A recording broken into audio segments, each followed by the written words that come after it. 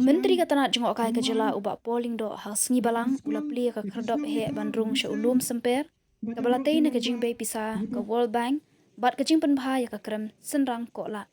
lashna ya kani jaka jengok kai ha kejing lang WMLA ka mau senram ubak Olan Sing Sun Deputy CM ka KHADC ubak penshingan NCM MDC ubak Alvin Stone Saukme bat kibreu na ka Meghalaya Basin Management Agency kumjo na ka Community Led Landscape Management Project bat kiwei. La pentri kam ya kani ka jingshna da ka dorbar right south semper na lor ka kerdop sha ulum semper la donru ka Interpretation Center bat ka krem senrang ko la ha ka ba menteri ulale rung ban sakhi ya ka jingdon bat ka jing internet ha bo jongka. La pelaj ru ya ka kot khana lingkot ka ba ai kerteng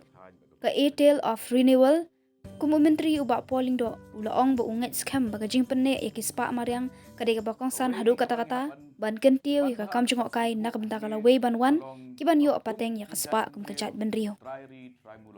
Indigenous tribes.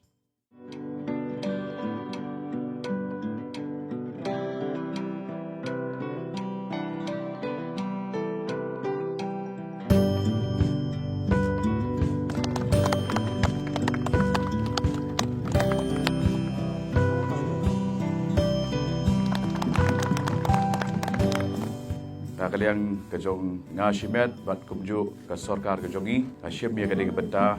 ban pli pada kap yo riban kum kedap kejeng pli ya kene ke Interpretation Center ringkat kejing kelku kedo bakan long ke center ke banang kentiu bat yarap ya ke ekonomi jong kene ke shnong kathan ke constituency Warakoi.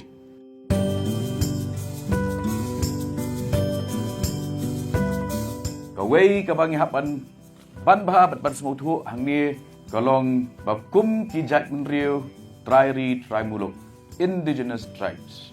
kejing ede kejongi keban ningkong shwa kedai bat ke saudong saukun environment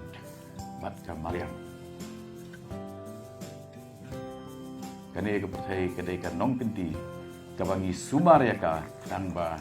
yenlak ban IT kelah ndak kedai ke por yang ban IT sikit kun, sikit keti, sikit kecil. Pateng lah pateng. Ban penek pensa, ban bahaya.